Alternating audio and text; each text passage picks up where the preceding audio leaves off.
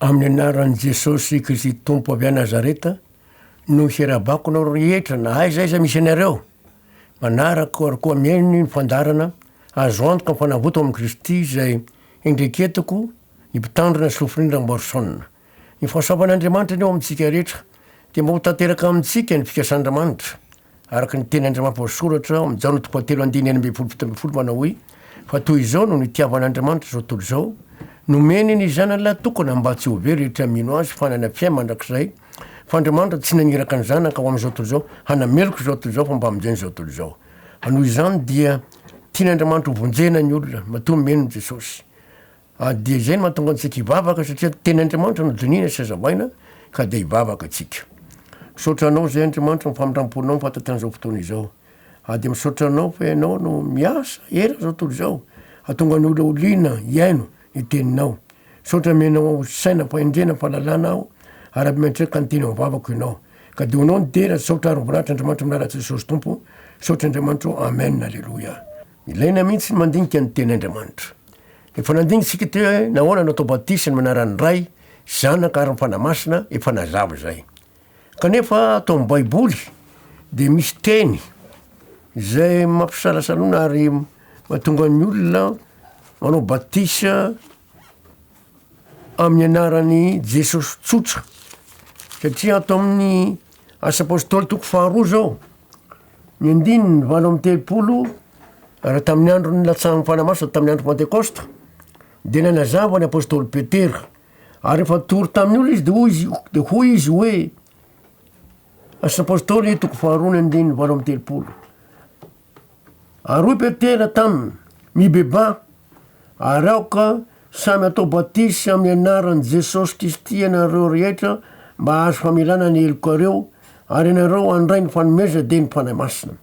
Eto zao misy miteny hoe aoka samy atao Batisa amin'ny anaran'i Jesôsy. Dia misy teny toy izany koa ao amin'ny asa apôstôly ihany 9 azao mpanambarana asa apôstôly 9 ny 4:10 ka hatramin'ny 9:10 amin'ny anaran'i Jesôsy. Ary noho ny reniny apôstôly tany Jerosalema fa Samaria efa nandray ny tenin'Andriamanitra dia naniraka amin'ny Petera sy Jaona izy mba hankany aminy. Noho ny tafidina tany izy roa lahy dia nivavaka ho an'ny olona mba handraisany ny fanahy masina. Fa tsy mbola nisy nilatsahany izy na dia iray akory aza fa natao Batisa tamin'ny anaran'i Jesôsy tompo ihany izy. Ary izy roa lahy nametra tanana taminy ka dia nandray ny fanahy masina ireo. Eto zany dia hoe 9:10 fa tsy mbola nisy nilatsahany izy fa dia na dia iray akory aza fa natao Batisa tamin'ny anaran'i Jesôsy tompo ihany izy. Eto koa zany misy teny hoe natao Batisa amin'ny anaran'i Jesôsy. Dia misy teny anankiray koa ny amin'ny asan'ny apôstôly zay mbola manamarina an'izany ka tsara hodinihina hoe ahoana marina le izy. Misy teny manambara an'izany koa amin'ny asan'ny apôstôly 7:10 ka ny antiky 7:10 ty dia vakitsika manomboka ny 1 ka hatramin'ny 5. Izao voalaza amin'ny anaran'i Jesôsy. Ary raha mbola tany Korinto Apôlôsy dia nitetiny tany ambony Paoly ka tonga tany Efesôsy dia nahita mpianatra sasany teo izy ka nanao taminy hoe efa noraisinareo va ny fanahy masina fony vonino ianareo fa reo nanao taminy hoe tsy renay akory fa efa nomena ny fanahy masina. Ary hoy Paoly ho amin'inona ary naovana Batisa anareo dia hoy ireo ho amin'ny Batisany Jaona. Fa hoy Paoly Jaona nanao Batisa ny fibebahana ka nilaza tamin'ny olona hino izay ho avy manaraka azy dia Jesôsy. Ary raha nahare izany izy dia natao Batisa ho amin'ny anaran'i Jesôsy tompo. Eto antsika dia misy teny amin'ny 9 hoe ary efa nametrahan'ny Paoly tanana izy dia nilasaka tamin'ny fanahy masina ary niteny tamin'ny fiteny tsy fantatra sady naminany. Etsika nahita andreo olona tany Efesosy tsy mbola nandray mifanamasina izy fa vita batisa amin'ny fibebahany ho amin'ny familan-keloka. De eto misy niteny hoe 15 ary raha nare zany izy de natao batisa ho amin'ny anaran'i Jesôsy tompo ary rehefa nametrahan'ny Paoly tanana izy de nilatsaka tamin'ny fanamasina. Eto antsika tsy natao batisa iverena batisa amin'ny fibebahana indray reo, fa le batisa amin'ny fibebahany, batisa amin'ny fanamasina nolazainy. Ao amin'ny baboly katolika de milaza hoe noho nahare zany izy ireo de nangataka hatao batisa tamin'ny anaran'i Jesôsy tompo. Mazava tsara ny teny zay voalaza amin'ny baboly katolika eto hoe manao hoe ny anaran'i Jesôsy. Raha nahare zany izy ireo de nangataka hatao batisa amin'ny anaran'i Jesôsy tompo. Nahoana zay mangataka hatao batisa amin'ny anaran'i Jesôsy tompo fa tsy batisa amin'ny fibebahana intsony?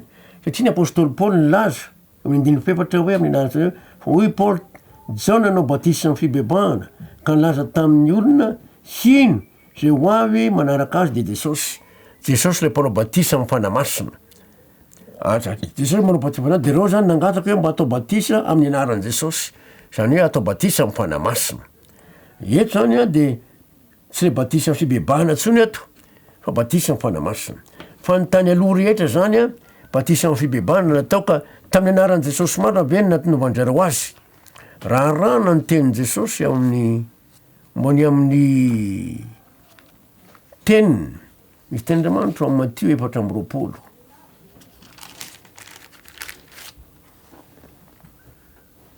Matio 4:20 andininy 5:30 amin'ny anaran'i Jesôsy manao hoe ny lanitra sy ny tany ho levona fa ny teniko tsy mba ho levona. Tenin' Jesôsy zany tsy mba ho levona mihitsy fa maharitra. Ary zay natonga azy nilaza amin'ny Matio 4:20.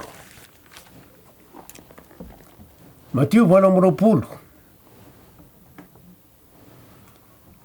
mindininy 20 ka hatramin'ny 20 amin'ny anaran'i Jesôsy. Matio 4:20 andininy 20 ka hatramin'ny 20 amin'ny anaran'i Jesôsy manao hoe a Jesôsy nanatona de nitentiny taminy ka nanao hoe efa nomena any fa efa naritra ny an-danitra zay ty an-tany. Ko mandehany ianareo de ataovy batisa de ataovy mpianatra ny firenena rehetra, manao batisa azy amin'ny anaran'ny Ray sy ny Zanaka ary ny fanamasina. Jereo zany le teny eto hoe amin'ny andininy 20. Ko mandehany ianareo dia ataovy mpianatra ny firenena rehetra, manao batisa azy amin'ny anaran'ny Ray sy ny Zanaka ary ny fanamasina. Ampianary aloha le olona ataovy mpianatra ny firenena de manao batisa, sady mampianatra azy hitandra zay rehetra nandidiko anareo. Mampianatra azy rehetra nandidiko mandidiny Jesôsy zany de hoe ataovy mpianatra ny firenena rehetra. De ahoana koa faharoa, manao batisa amin'ny anaran'ny Ray sy ny Zanaka ary ny fanamasina. Zay ny hoe sady mampianatra azy hitandra zay rehetra nandidiko anareo, ary ino zao momba anareo mandrakariva ambara-pahatonga amin'ny fahataperan'izao tontolo zao. Ny tenin' Jesôsy tsy ho foana mihitsy, tsy maintsy tanteraka foana. Raha manaraka ny tantaran'ny fiangonantsika nanomboka hatramin'ireo apôstôly, ny apôstôly Jaona moa no tsy mba maty martiora fa ela vela tao Efesosy, atao Efesosy nodimandry izy. De nandimby amin'izay ny fiangonana katolika, nanaraka ny zavatra zay efa nataony tao, de nanao batisa amin'ny anaran'ny Ray sy ny Zanaka ary ny fanamasina. De aveo nitoy ry Lutera, de naraka ihany koa de nanao batisa amin'ny anaran'ny Ray sy ny Zanaka ny fanamasina. Mipoitra ny Batista de nanao batisa amin'ny anaran'ny Ray sy ny Zanaka ary ny fanamasina. Mipoitra reo Adventista de nanao batisa tamin'ny anaran'ny Ray sy ny Zanaka ary ny fanamasina. Mipoitra ny Pentekotista de nanao batisa tamin'ny anaran'ny Ray sy ny Zanaka ary ny fanamasina, sy ny sisa rehetra. Fa tamin'ny taona 1700, tamin'ny taona 1700 ny Pentekotista no nandraindreo teny ao amin'ny asan'ny apôstôly reo hoe manao batisa amin'ny anaran'i Jesôsy. Rehefa tonga amin'ny fanamasina ozy de Jesôsy efa niteny hoe fanamasina ampianatra reo ny zavatra rehetra sy ampatsara reo ny zavatra zay lazaiko tanareo, ary zay mihitsy ny tenin' Jesôsy zay. Nyfanamasina ozy araky mivolaza eo amin'ny jauna de ovakitsika ny jauna toko faefatra amby folo ary andiny eny am'roapolo amin'ny anaran'i Jesôsy manao hoe fa nympananatra de ny fanamasina zay raiko zay hiranoray amin'ny anarako izy no ampianatra anareo ny zavatra rehetra sy ampatsiaro anareo ny zavatra rehetra zay nolazaiko taminareo. Fanamasina ampianatra anareo ny zavatra rehetra zay volaza ao am'baboly famarinana rehetra ao de ahoana kosa ampatsiaro anareo ny zavatra zay nolazaiko taminareo ary nylazainy Jesôsy de hoe atao mpianatra amin'ny firenena rehetra manao Batisa azy amin'ny anaran'ny Ray sy ny Zanaka ary ny Fanahy Masina. De tsy miova io zany satria Jesôsy nyteny hoe ny lanitra sy ny tany ho levo fa ny teniko tsy mba ho levona. Ina zany tena hevitry le teny hoe atao Batisa amin'ny anaran'i Jesôsy satria tsy atao Batisa amin'ny anaran'i Jesôsy zany le olona fa misy dikan'io zany, misy heviny io. Ny tena dikan'io zany de zao atao Batisa amin'ny finoana amin'ny zavatra zay natao amin'i Jesôsy satria ny Baiboly de miteny hoe zay mino sy atao Batisa no vonjeny Marka. De rahatsika Marka toko fahiny amby folo. Marka toko fahiny amby folo manomboka amin'ny andininy dimy amby folo ka hatramin'ny fito amby folo amin'ny anaran'i Jesôsy manao hoe Marka eny amby folo andiny dimy folo ka hatramin'ny fito amby folo. Ary izy tamy mandehana any am'izao tontolo zao anareo ka mitoriny filazantsara amin'olombelona rehetra zay misy atao Batisa no vonjena fa zay tsy mety mino no elohana. Ary zao famantarana zao anaraka zay mino moka de amin'ny eno anarako izy teny aviteny zay tsy mbola hainy izy andimy valo amby folo andray menarana izy ana de misotro zava-mafata izy sampanina azy zany ametra tana marana do sitrany ndregny. Mazava tsara ny teny eto hoe zay mino sy atao Batisa no vonjena fa zay tsy mety mino no enoana. Torena ny ten'Andriamanitra de mino rehefa mino le olona tonga amin'ny fibebahana sia tenin'Andriamanitra de milaza fa Batisa amin'ny fibebahana ho amin'ny famelan-keloko. Marka toko voalohany andininy efatra sy ny dimy. Marka toko voalohany andininy efatra sy ny dimy amin'ny anaran'i Jesôsy manao hoe de niseho jauna sy nanao Batisa tany an'efitra ka nitory ny Batisa ny fibebahana ho amin'ny famelan-keloko. Batisa amin'ny fibebahana, Batisa ny olona tapa-kevitra iova hiala amin'ny faharatsiana iaiky ny fahotana zany dia mahazo famelan-keloka. De zay natonga ny andininy dimy manao hoe amin'ny anaran'i Jesôsy de nandeha nanatona azy ny tany Jodea rehetra sy nipona tany Jerosalema ka natao mibatisa tao amin'ny ony Jordany reny rehefa niaiky ny fahotany. Rehefa niaiky ny fahotany ny olona tamin'ny andron'ny Jauna mpanao Batisa de natao mibatisa tao amin'ny ony Jordany reny. Olona mibebaka zany te hiova fiainana mihitsy zany de natao mibatisa tao amin'ny ony Jordany.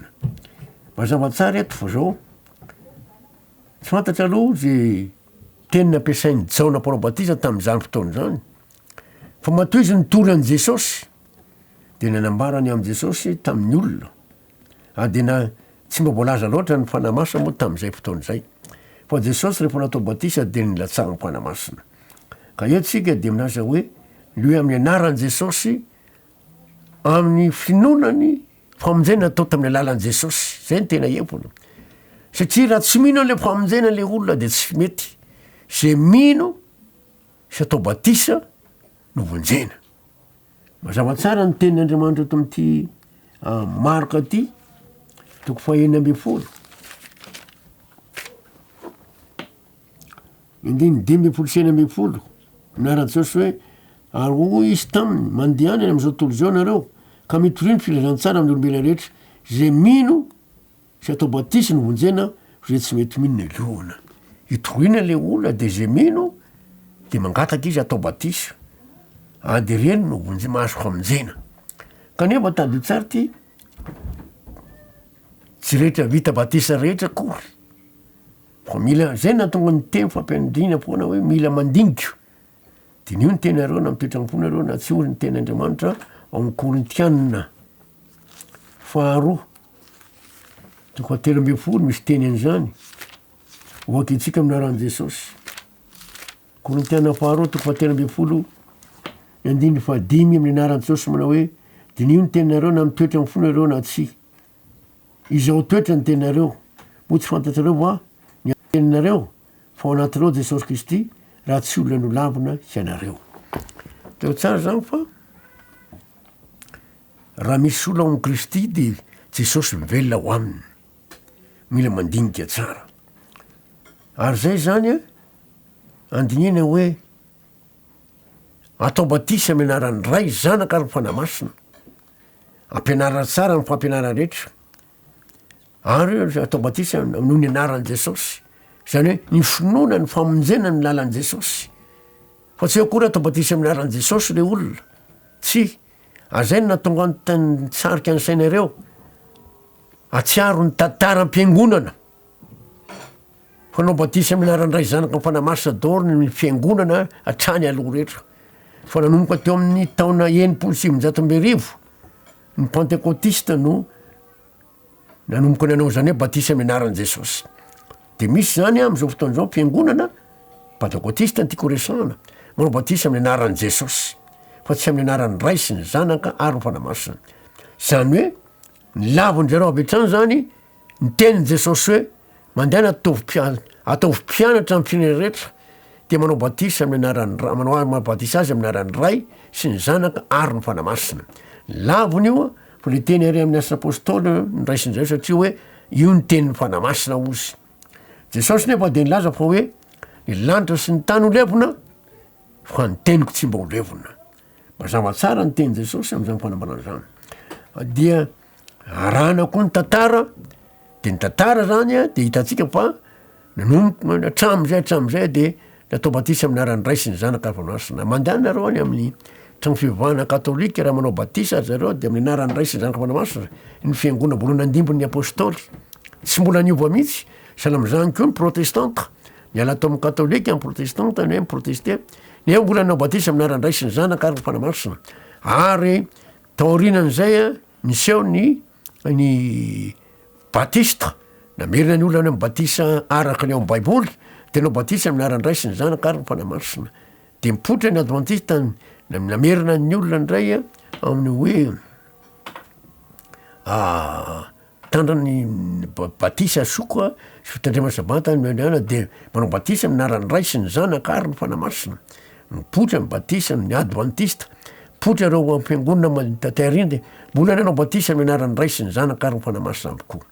Mazava de mazava zany fa tsy mbola nivoa mihitsy ny ao amin'ny baiboly akory, fa mifandraisan'ny olona azy ary misy ten'Andriamanitra zay mampalasa eritreritra. Ary zay no mahatonga ny ten'Andriamanitra voalaza amin'ny Kolosiana toko 2.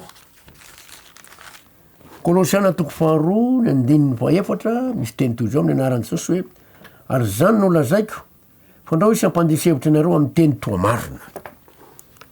Zay no natonga ny tarika ansainareo anaraka ny tantara ny fiangonana tany angonana. De fa hita ny tantara tany aloha rehetra, de hita foana fa tsy niova mihitsy ny fiangonana. Ka nanao batisa amin'ny anaran'ny ray sy ny zanaka ary ny fanamasina. Tena zava-dehibe mihitsy izany. Ary zay natonga anay nazava hoe nahoana no atao batisa amin'ny anaran'ny ray sy ny zanaka ary ny fanamasina, de fa nazava tamintsika izany. Rehefa nazavana izy de miorona foana am'izay. Ary nakabiazan'ny fiangonana eran'izao tontolo zao de manao batisa amin'ny anaran'ny ray sy ny zanaka ary ny fanamasina. Misy antony io, fa tsy akory hoe tenitenen'i Jesôsy fotsiny. Zay no mahatonga ny teny'Andriamanitra milaza hoe mino an' Jesôsy le olona. Raha mino an' Jesôsy izy de ny zavatra zay lazain'i Jesôsy de inona.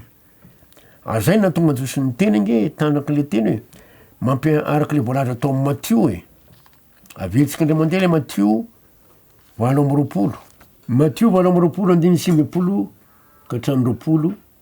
Mattio 8:20 ka hatramin'ny 20 amin'ny anaran'i Jesôsy manao hoe ko mandehana ianareo de ataovy mpianatra amin'ny firenena rehetra, manao batisa azy amin'ny anaran'ny ray sy ny zanaka ary ny fanamasina, sady mampianatra azy hitandrona zay rehetra nandidiko anareo.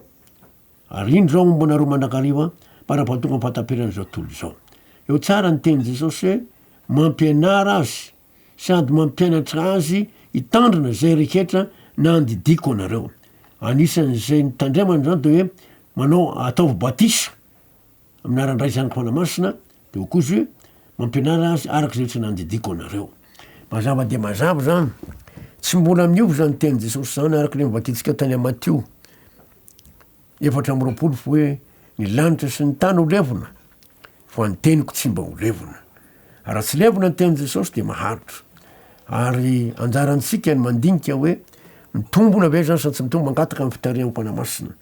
Ary mahafinaritra mihitsy Jaona mpanao Batisa nanao Batisa de voalaza teto fa hoe marika toko voalohany io mazava tsara ny teny lazainy Batisa ny fibebany ho amin'ny famelan-keloka de zay rehetra niaiky ny fahotany de natao mibatisa atao amin'ny Jordana. Natao mibatisa atao amin'ny Jordana reny. Ary de mazava tsara.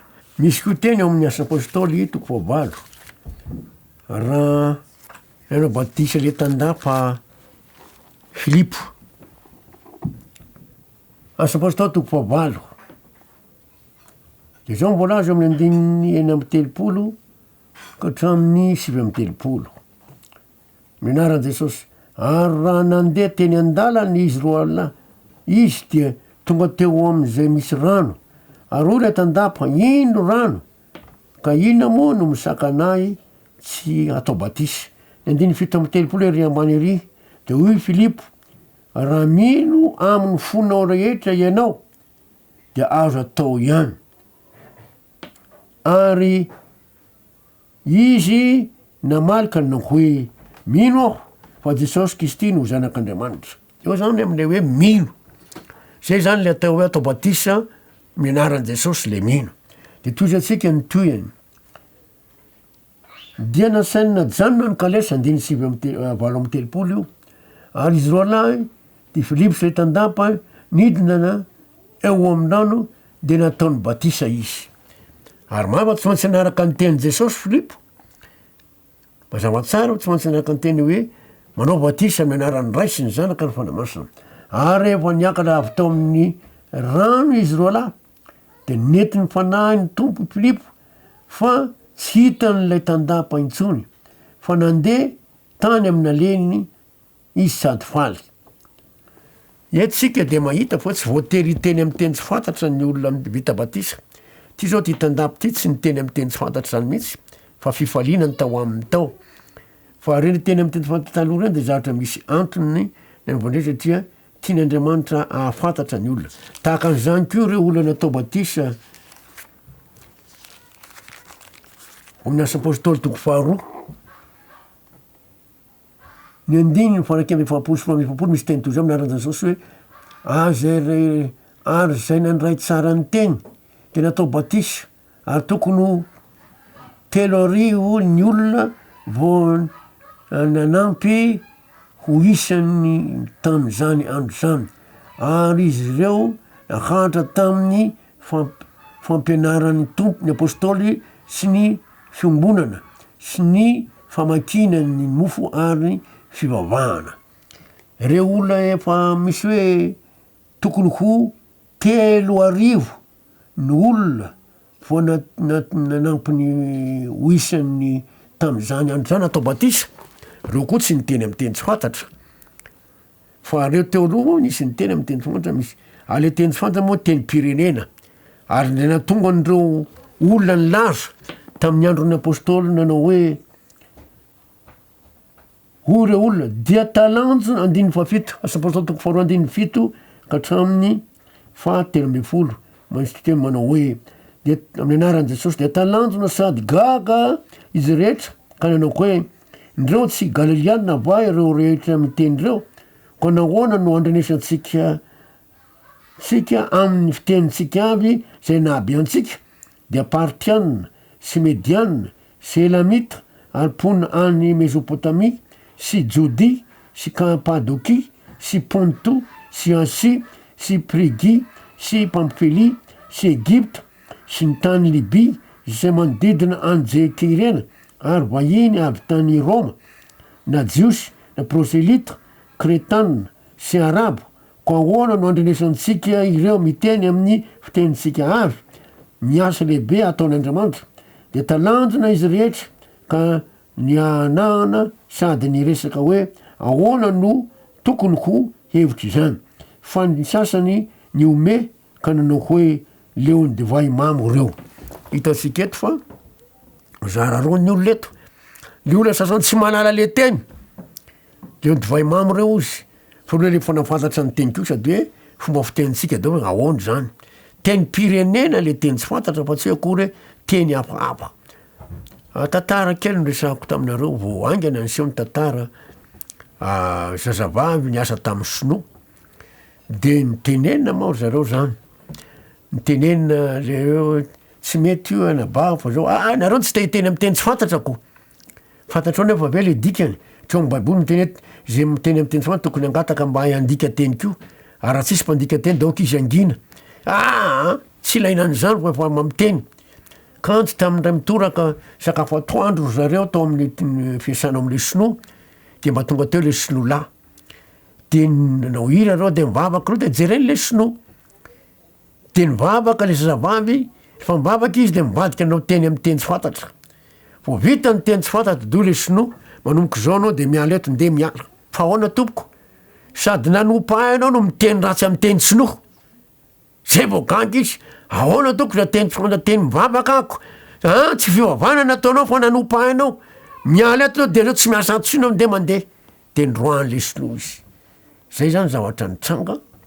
Anisy tantara anankiray tso ty anankiray indray tia tsy fantatra fa vo ndresana tamiko vo ndroandro.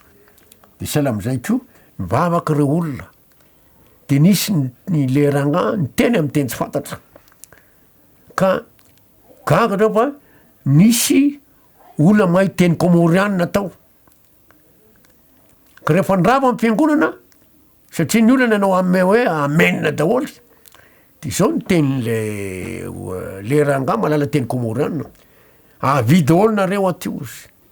Fo nareo ozy le ranga aty ozy teo le ranga miteny amin'ny teny tsy fantatra. De nareo nanao amenina daholy sy tsy fantatrao le teny. Fa zaho ozy nafantatra teny fa teny komorianina ny nataony. Opa variraraka amin'ny teny komorianina ozy.